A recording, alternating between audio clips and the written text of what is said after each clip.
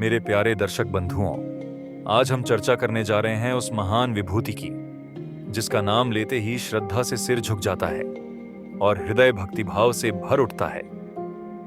हाँ, हम बात कर रहे हैं श्री राम भक्त, परम वीर और अद्भुत पराक्रमी, पवन पुत्र, अंजनी नंदन, संकट मोचन और नित्य ब्रह्मचारी श्री हनुमान जी की। वे हनुमान जी जिन्होंने अपना संपूर्ण जीवन केवल और केवल भगवान श्री राम की सेवा, भक्ति और चरणों में अर्पित कर दिया, जिनके लिए धर्म, कर्तव्य और भक्ति ही सबसे बड़ा आदर्श रहा।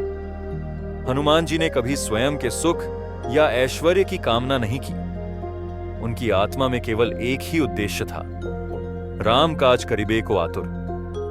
उन्होंने न केवल लंका को जला दिया, बल्कि अपने साहस, विवेक और भक्ति से पूरी रामायण के प्रत्येक मोड़ पर भगवान श्री राम के लिए अविश्वसनीय योगदान दिया। उनकी भक्ति इतनी प्रबल थी कि स्वयं भगवान राम ने उन्हें कहा, हे हनुमान, तुम मेरे सबसे प्रिय हो। तुम्हारे बिना मैं कभी रघुकुल धर्म की स्थापना नहीं कर पाता। दोस्तों, आज तक हम सभी ने रामायण में एक बात बार बार सुनी और जानी है कि श्री राम के अनन्य भक्त हनुमान जी नित्य ब्रह्मचारी थे। उन्होंने अपना संपूर्ण जीवन प्रभु श्री राम की सेवा और भक्ति में अर्पित कर दिया। लेकिन क्या आप जानते हैं कि फिर भी उनका एक पुत्र था? जी हां, एक पुत्र जिसका नाम था मकरध्वज। अब आपके मन में भी यही सवाल उठ रहा होगा, अगर हनुमान जी ने कभी विवाह ही नहीं किया तो फिर उनका पुत्र कैसे हुआ? कौन थी उनकी पत्नी? क्या उन्होंने कभी किसी स्त्री से संबंध रखा? तो चलिए दोस्तों, आज हम इसी रहस्यमयी प्रसंग पर से पर्दा उठाते हैं, रामायण के उस रहस्य को जानते हैं जिसे बहुत कम लोग जानते हैं। तो चलिए दोस्तों, शुरू करते हैं आज की इस अद्भुत, अलौकिक और आध्यात्मिक कथा को।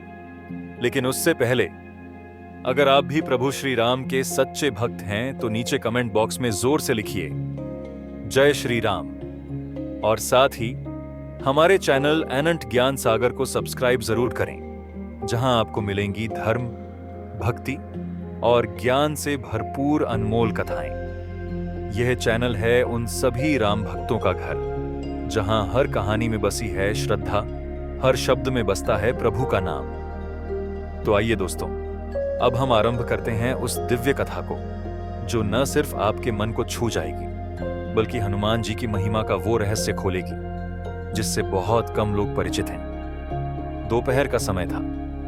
आकाश पर सूरज की गर्मी तेज थी, परंतु दक्षिण दिशा की ओर दो राजकुमार अपने तपस्वी वेश में चलते जा रहे थे। एक थे श्री राम और दूसरे लक्ष्मण।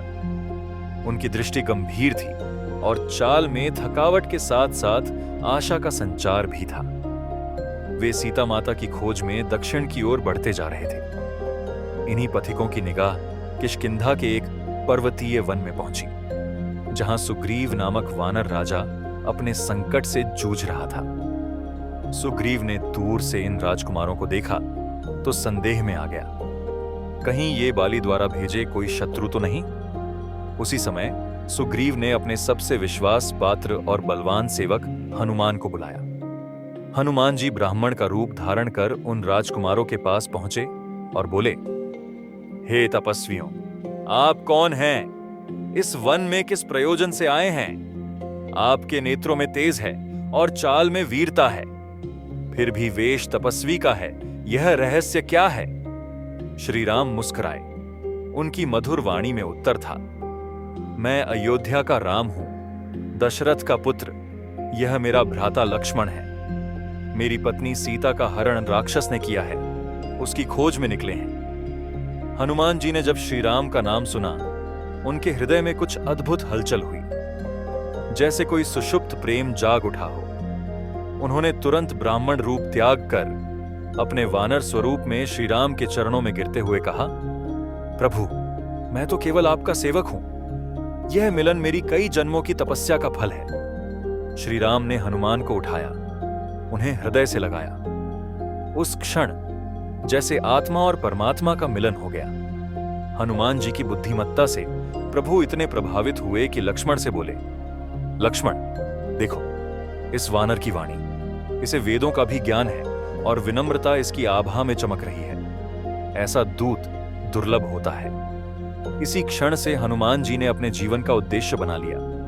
अब जीवन का एक ही लक्ष्य है, राम कार्य, राम का भजन, राम की सेवा।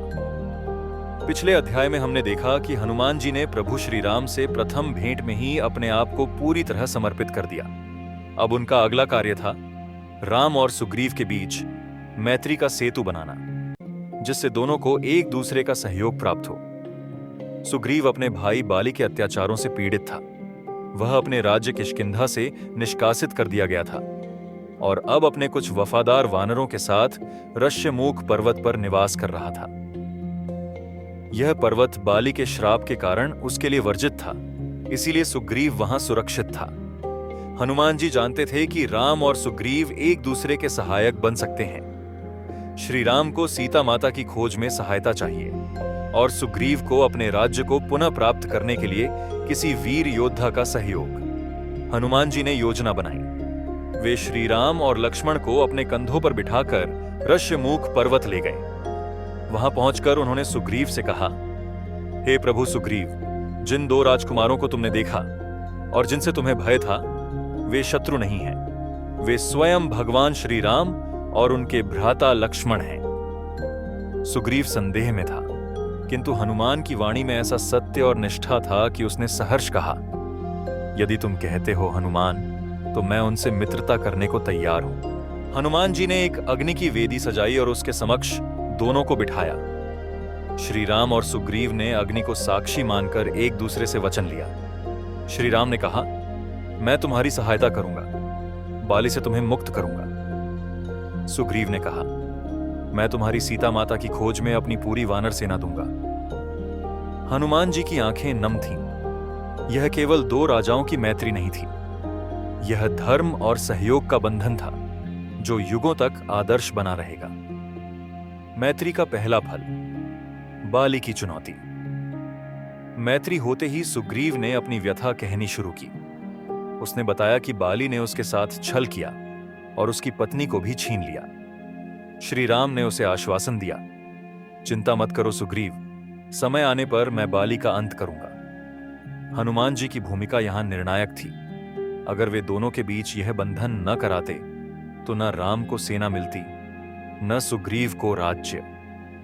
सुग्रीव और श्री राम की मैत्री अब एक वचन में बंध चुकी थी, परंतु सुग्रीव का विश्वास अब भी पूर्ण नहीं था।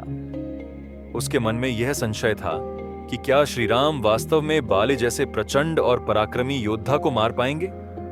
हनुमान जी यह भली भांति जानते थे कि इस संशय को समाप्त करना आवश्यक है।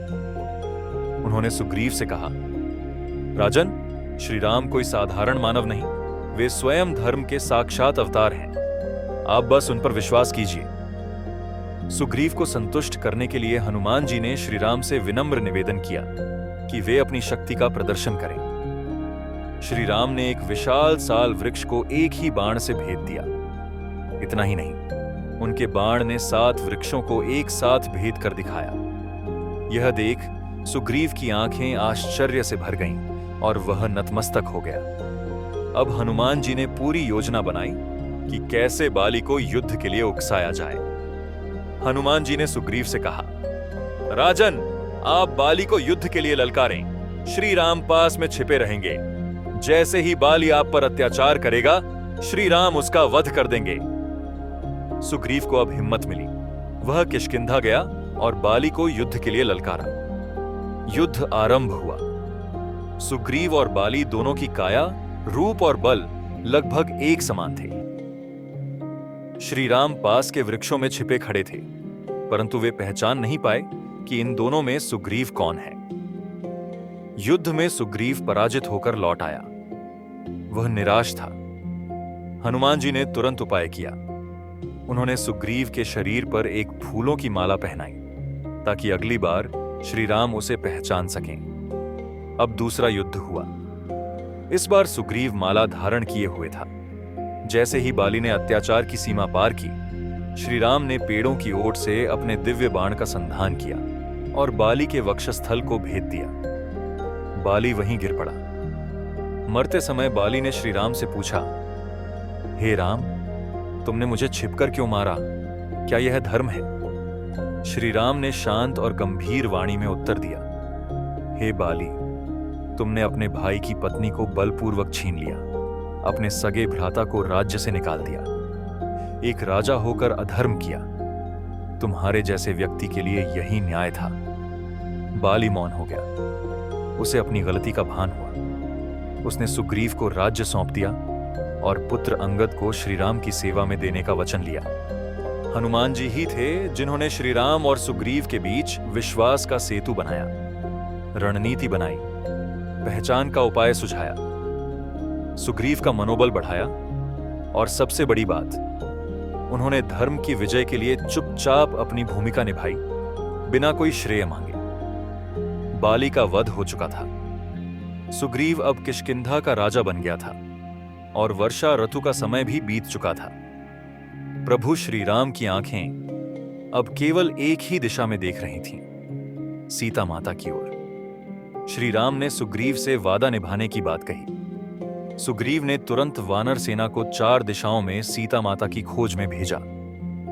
दक्षिण दिशा की टोली में शामिल थे हनुमान, अंगद, जांबवान, नलनील और अन्य वीर वानर। इस टोली ने महीनों तक पर्वत, जंगल, नगर, द्वीप और रेगिस्तान छान मारे, परंतु सीता माता का कोई पता नहीं चला।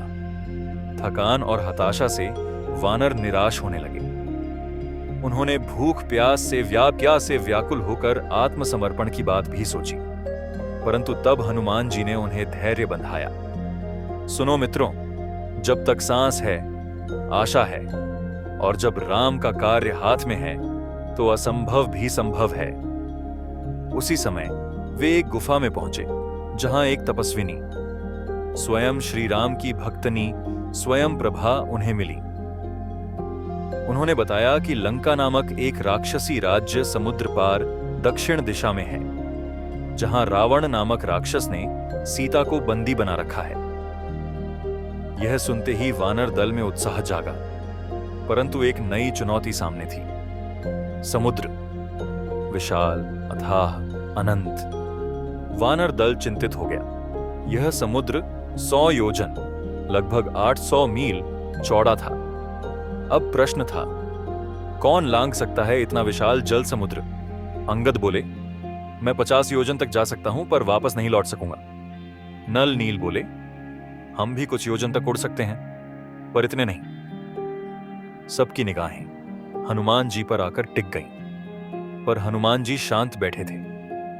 उन्होंने अब तक कुछ नहीं कहा। तब जांबवान उठे और बोले, हे वीर हनुमान, क्या तुम अपने आप को भूल गए हो? तुम वही हो जो बचपन में सूर्य को फल समझकर निगल गए थे। तुम पवन के पुत्र हो, शक्ति और बुद्धि के भंडार। रामकाज से बढ़कर क्या और प्रेरणा चाहिए तुम्हें? जैसे ही ये वाक्य हनुमान जी के कानों में पड़े, उनके भीतर छिपी शक्ति जाग गई। वे उठे, विशाल रूप धारण किया, पर्वताकार शरीर, बिजली जैसी आंखें, वज्र जैसी भुजाएं। उन्होंने कहा, अब कोई संदेह नहीं, मैं लंका जाऊंगा, सीता माता का पता लगाऊंगा और वापस लौटूंगा। ये वचन है पवन पुत्र का। यह सुनते ही वानर दल में उत्साह जागा, परंतु एक नई चुनौती सामने थी। समुद्र, विशाल, अथाह, अनंत। वानर दल चिंतित हो गया। यह समुद्र 100 योजन, लगभग 800 मील चौड़ा था। अब प्रश्न था, कौन लांघ सकता है इतना विशाल जल समुद्र? अंगद बोले, मैं 50 योजन तक जा सकता हूं, पर वापस नहीं लौट सकूंगा। नल नील बोले, हम भी कुछ योजन तक उड़ सकते हैं, पर इतने नहीं। सबकी निगाहें हनुमान जी पर आकर टिक गईं। समस्त वानर सेना हनुमान जी के चारों ओर खड़ी थी। हनुमान जी एक पर्वत पर चढ़े, श्री राम का स्मरण किया और गर्जना कर बोले, जय श्री राम। फिर उन्होंने एक महाशक्ति के साथ छलांग लगाई। उनका यह आकाशगमन इतिहास में अद्वितीय था। आकाश में देवताओं ने पुष्प वर्षा की, नागकन्याएं स्तुति करने लगीं, समुद्र की लहरें शांति से उन्हें रास्ता देने लगीं और धरती हिल उठी। हनुमान जी जा रहे थे, धर्म की रक्षा, और रामकाज के सबसे महत्वपूर्ण चरण को पूर्ण करने। हनुमान जी समुद्र लांघकर आकाश मार्ग से बढ़ते हुए लंका के निकट पहुंचे।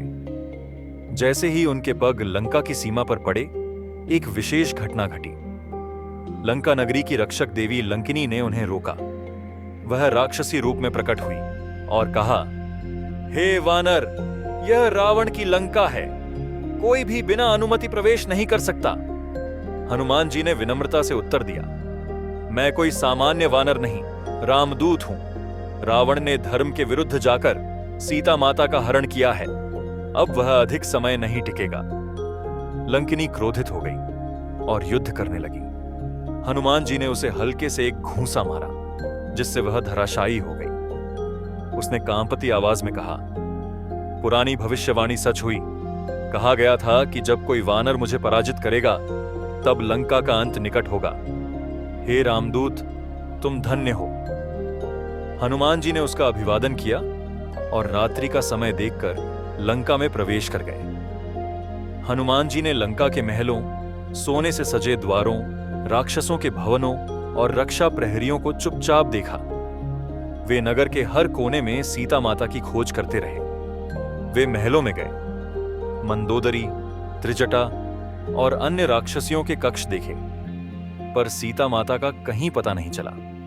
अंततः उन्होंने एक मनोहर वन देखा, अशोक वाटिका। वहां एक पीपल वृक्ष के नीचे केवल कंद मूल खाकर अश्रुपूरित नेत्रों वाली जनक नंदिनी सीता बैठी थी।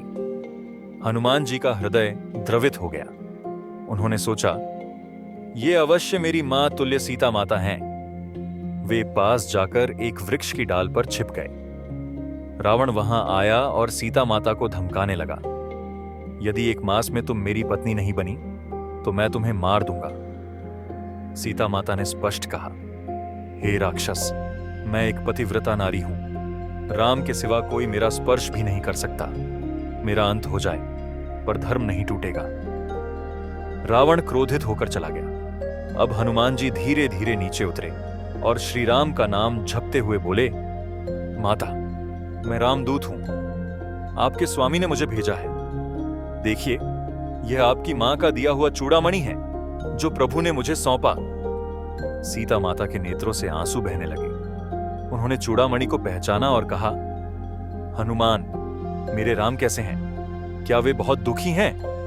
हनुमान जी ने उत्तर दिया, माता, प्रभु आपको बहुत याद करते हैं। वे बहुत दुखी हैं, परंतु घबराइए नहीं। अब समय निकट है जब रावण का अंत होगा और आप प्रभु की बाहों में लौटेंगी। हनुमान जी ने कहा, माता, यदि आज्ञा दें तो मैं अभी आपको कंधे पर बिठाकर यहां से ले चलूं। पर सीता माता ने मना कर दिया, नहीं पुत्र, राम को अपना धर्म निभाने दो। उन्हें अपनी शक्ति से रावण को पराजित करने दो, यही मर्यादा है। हनुमान जी ने सिर झुका लिया। सीता माता ने एक चूड़ामणि देकर कहा, इसे राम को देना और कहना कि मेरी आशा अब उन्हीं पर है। हनुमान जी का निर्णय अब रावण को चेताना है। सीता माता से भेंट पूरी हो चुकी थी, परंतु हनुमान जी के भीतर अब रघुपति कार्य की अग्नि धधकने लगी। उन्होंने सोचा, अब रावण को बता देना चाहिए कि रामदूत आ चुका है और विनाश का समय समीप है। हनुमान जी अब सीता माता से भेंट कर चुके थे।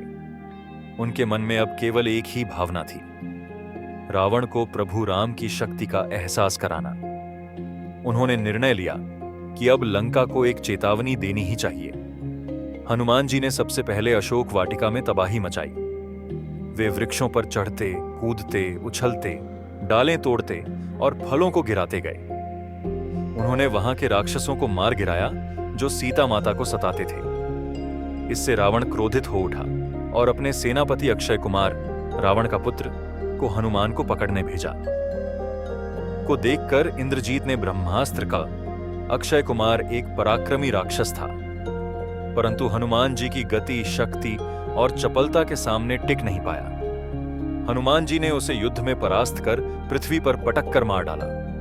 अब रावण भयभीत हो गया और उसने अपने भाई मेघनाद को आदेश दिया कि वह इस वानर को बंदी बनाए। मनितद्रजीत को आदेश दिया कि वह इस वानर को बंदी बनाए। हनुमान जी के रौद्र रूप को देखकर इंद्रजीत ने ब्रह्मास्त्र इंद्रजीत को आदेश दिया कि वह इस वानर को बंदी बनाए। हनुमान जी के रौद्र रूप को देखकर इंद्रजीत ने ब्रह्मास्त्र के अक्षय कुमार एक पराक्रमी राक्षस था, परंतु हनुमान जी की गति, शक्ति और चपलता के सामने टिक नहीं पाया। हनुमान जी ने उसे युद्ध में परास्त कर पृथ्वी पर पटक कर मार डाला। अब रावण भयभीत हो गया और उसने अपने भाई मेघनाद इंद्रजीत को आदेश दिया कि वह इस वानर को बंदी बनाए। इंद्रजीत द्वारा ब्रह्मास्त्र का प्रयोग और हनुमान की सह हनुमान जी के रौद्र रूप को देखकर इंद्रजीत ने ब्रह्मास्त्र प्रयोग किया। उन्होंने स्वेच्छा से स्वयं को बंधन में बांधने दिया। इस प्रकार वे रावण की सभा में प्रस्तुत किए गए। रावण सिंहासन पर बैठा था, घमंड से भरा हुआ। उसने हनुमान जी से पूछा, तू कौन है रे वानर? किसके बल पर तू मेरी लंका में तबाही मचाकर आया है? हनुमान जी ने गर्जना करते हुए उत्तर दिया, मैं रामदूत हूं, अयोध्याधिपति श्री राम का सेवक। तूने जिस सीता को छल से हर लिया है, अब तेरा अंत निश्चित है। रावण क्रोधित हो गया और बोला, इसका वध करो। परंतु मंत्री विभीषण ने टोका, यह दूत है, दूत की हत्या अधर्म है। हनुमान जी का निर्णय, अब रावण को चेताना है। सीता माता से भेंट पूरी हो चुकी थी, परंतु हनुमान जी के भीतर अब रघुपति कार्य की अग्नि धधकने लगी। उन्होंने सोचा, अब रावण को बता देना चाहिए कि रामदूत आ चुका है और विनाश का समय समीप है। हनुमान जी अब सीता माता से भेंट कर चुके थे। उनके मन में अब केवल एक ही भावना थी, रावण को प्रभु राम की शक्ति का एहसास कराना। उन्होंने निर्णय लिया कि अब लंका को एक चेतावनी देनी ही चाहिए। हनुमान जी ने सबसे पहले अशोक वाटिका में तबाही मचाई। वे वृक्षों पर चढ़ते, कूदते, उछलते, डालें तोड़ते और फलों को गिराते गए। उन्होंने वहां के राक्षसों को मार गिराया जो सीता माता को सताते थे। इससे रावण क्रोधित हो उठा और अपने सेनापति अक्षय कुमार, रावण का पुत्र, को हनुमान को पकड़ने भेजा। को देखकर इंद्रजीत ने ब्रह्मास्त्र का अक्षय कुमार एक पराक्रमी राक्षस था, परंतु हनुमान जी की गति, शक्ति और चपलता के सामने टिक नहीं पाया। हनुमान जी ने उसे युद्ध में परास्त कर पृथ्वी पर पटक कर मार डाला। अब रावण भयभीत हो गया और उसने अपने भाई मेघनाद को आदेश दिया कि वह इस वानर को बंदी बनाए। मनितद्रजीत को आदेश दिया कि वह इस वानर को बंदी बनाए। हनुमान जी के रौद्र रूप को देखकर इंद्रजीत ने ब्रह्मास्त्र इंद्रजीत को आदेश दिया कि वह इस वानर को बंदी बनाए। हनुमान जी के रौद्र रूप को देखकर इंद्रजीत ने ब्रह्मास्त्र का अक्षय कुमार एक पराक्रमी राक्षस था, परंतु हनुमान जी की गति, शक्ति और चपलता के सामने टिक नहीं पाया। हनुमान जी ने उसे युद्ध में परास्त कर पृथ्वी पर पटक कर मार डाला। अब रावण भयभीत हो गया और उसने अपने भाई मेघनाद इंद्रजीत को आदेश दिया कि वह इस वानर को बंदी बनाए। इंद्रजीत द्वारा ब्रह्मास्त्र का प्रयोग और हनुमान की सहा हनुमान जी के रौद्र रूप को देखकर इंद्रजीत ने ब्रह्मास्त्र प्रयोग किया। उन्होंने स्वेच्छा से स्वयं को बंधन में बांधने दिया। इस प्रकार वे रावण की सभा में प्रस्तुत किए गए। रावण सिंहासन पर बैठा था, घमंड से भरा हुआ। उसने हनुमान जी से पूछा, तू कौन है रे वानर? किसके बल पर तू मेरी लंका में तबाही मचाकर आया है? हनुमान जी ने गर्जना करते हुए उत्तर दिया, मैं रामदूत हूं, अयोध्याधिपति श्री राम का सेवक। तूने जिस सीता को छल से हर लिया है, अब तेरा अंत निश्चित है। रावण क्रोधित हो गया और बोला, इसका वध करो।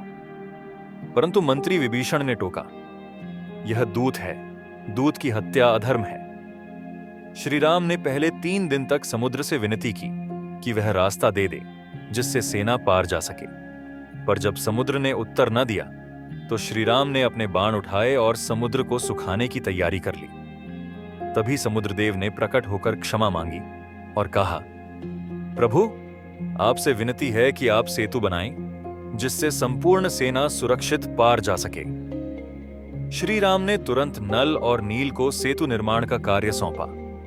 वे दोनों वानर भगवान विश्वकर्मा के वंशज थे और वास्तु व निर्माण में निपुण थे।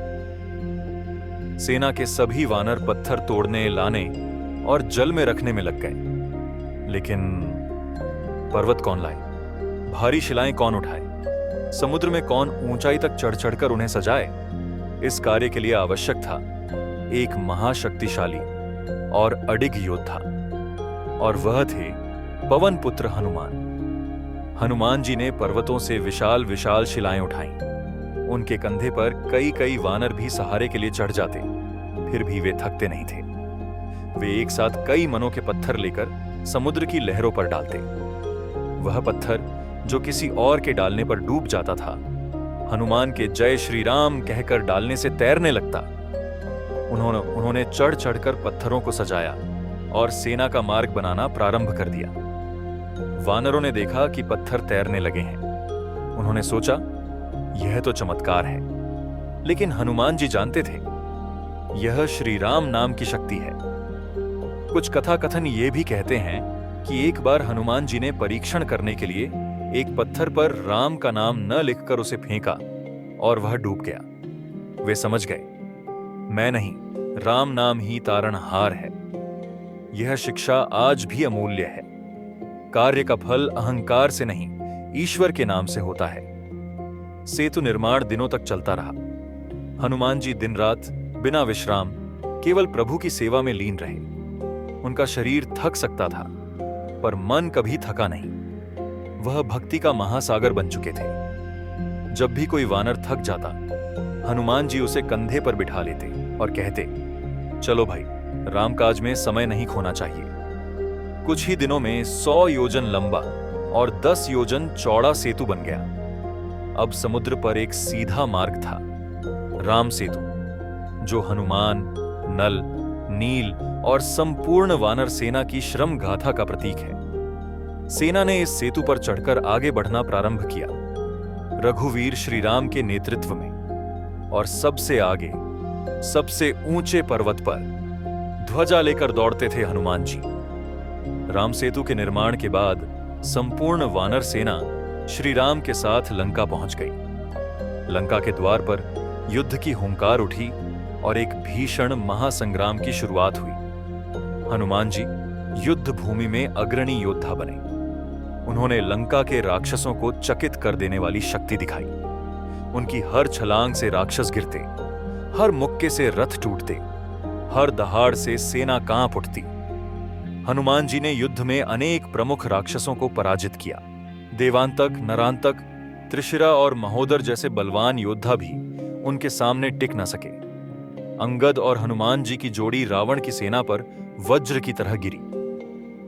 जब कोई योद्धा अंगद से छूटता, वह हनुमान के प्रहार से समाप्त हो जाता। हनुमान जी ने रावण के पुत्र अतिखय को समुद्र में पटक कर मार डाला।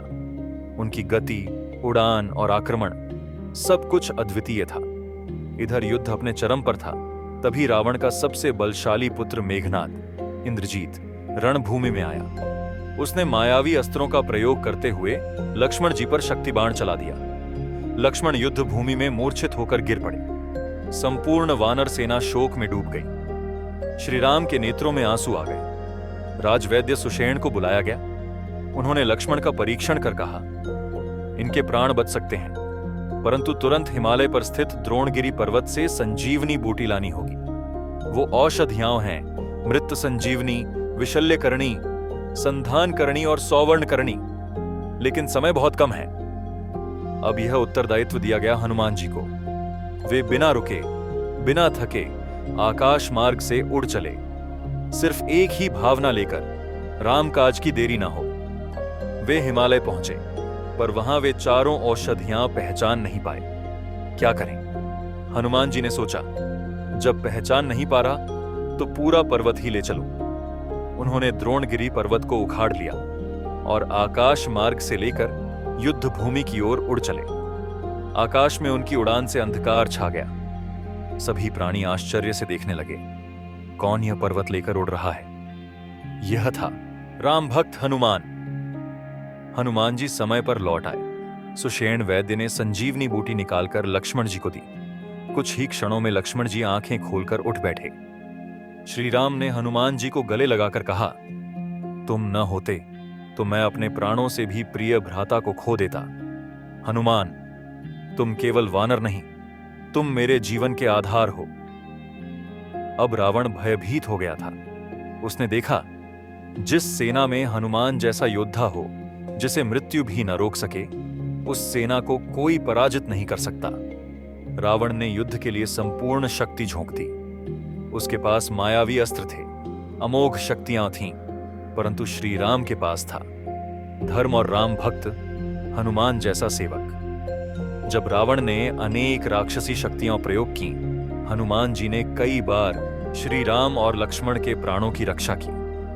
उन्होंने रावण के रथों को ध्वस्त किया, उसकी सेना को तितर बितर किया और यहां तक कि रावण के सामने भी प्रहार करते हुए कहा, अब तेरा अंत समीप है रावण।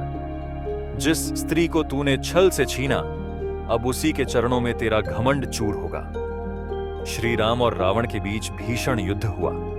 घंटों तक शस्त्रों की गूंज सुनाई दी। आकाश, पृथ्वी और पाताल तीनों साक्षी बने। अंततः श्री राम ने इंद्र का दत्त किया ब्रह्मास्त्र चलाया, जो सीधे रावण के नाभिकुंड में जा लगा। रावण की देह गिर पड़ी। लंका का राक्षस अधिपति धरती से मिट गया। वध के पश्चात जब सब शांत हुआ, हनुमान जी ने श्री राम के चरणों में सिर झुकाया और कहा, प्रभु, अब सीता माता की सूचना दीजिए कि आप विजयी होकर पधारे हैं। श्री राम ने कहा, हनुमान, मैं चाहता हूं कि यह कार्य केवल तुम करो। तुम ही माता के सच्चे दूत हो। हनुमान जी अशोक वाटिका पहुंचे।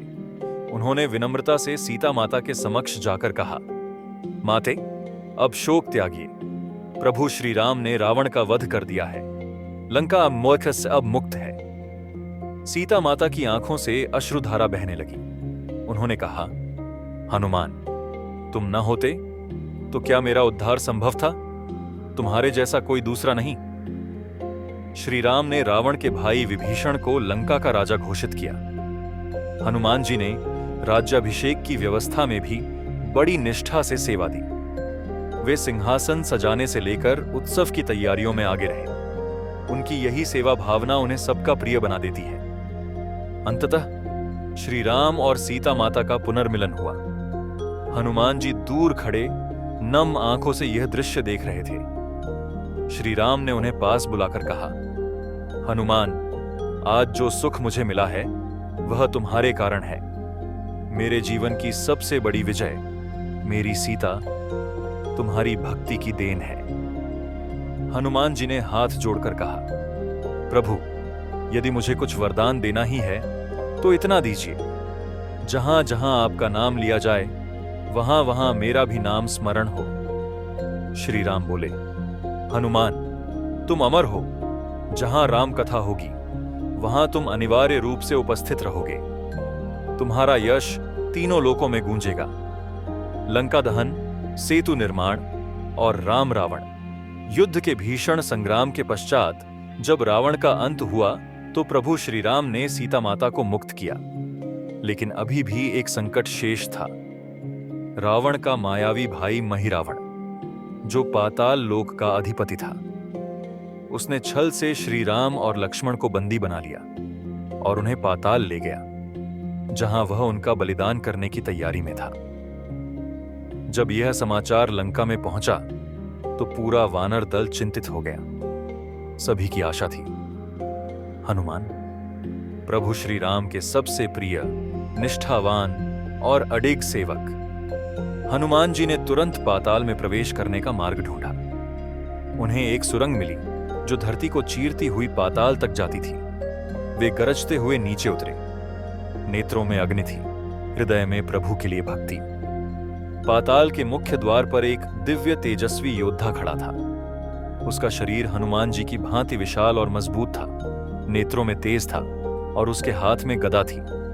उसने हनुमान जी को रोका और गर्जना की, हे वीर, यह पाताल है, कोई बिना अनुमति प्रवेश नहीं कर सकता।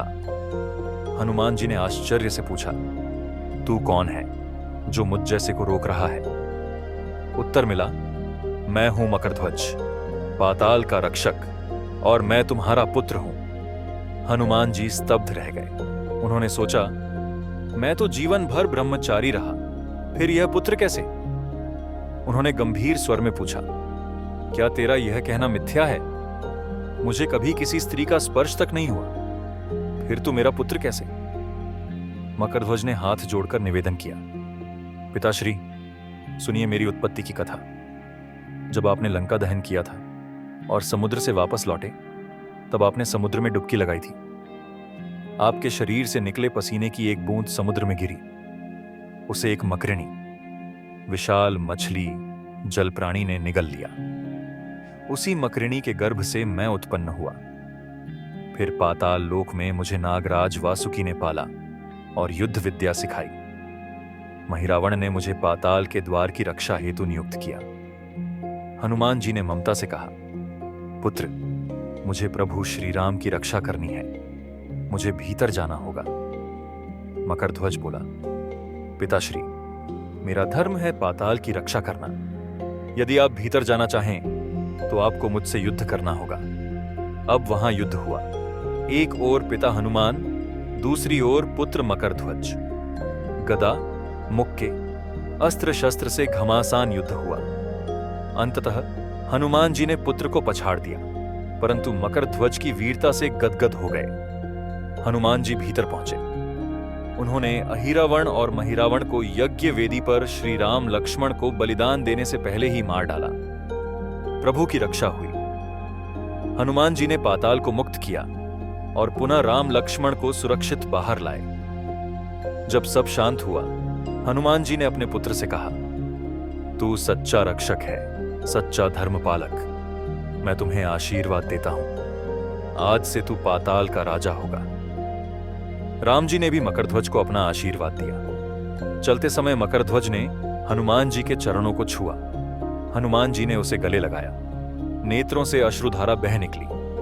उनका यह वाक्य अमर हो गया, पुत्र, तू जन्म से वीर है, परंतु कर्म से राम भक्त बना रहेगा, यही मेरा गर्व है। हनुमान जी नित्य ब्रह्मचारी थे, फिर भी दैविक इच्छा से पुत्र का जन्म हुआ। मकरध्वज उनकी पसीने की बूंद से जन्मा, इसीलिए वह उनके ही अंश से उत्पन्न है। यह कथा बताती है कि पिता पुत्र का संबंध केवल रक्त नहीं, धर्म और कर्तव्य से भी जुड़ा होता है।